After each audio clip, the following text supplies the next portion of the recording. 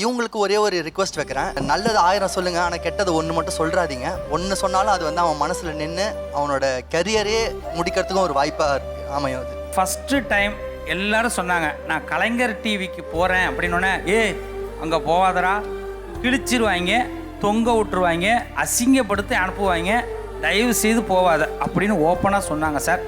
என் மனைவி ஒரு வார்த்தை சொன்னாங்க சார், ஆரி ப்ரோக்ராம் பண்ணுறாரு, சூப்பராக பண்ணுறாரு, நீ போ.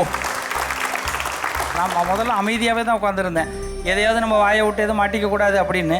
ஆனால் உண்மையிலே சார், நான் இந்த எவ்வளோ தூரம் இறங்கி வரேன்னு தப்பாக நினச்சிக்காதீங்க, எங்களுக்கு ரொம்ப சந்தோஷம். இந்த ஜோதிடர்கள் அத்தனை பேரோட சார்பாக உங்களுக்கும் கலைஞர் டிவிக்கும் மனப்பூர்வமான நன்றியை தெரிவிச்சுக்கிறேன் சார்.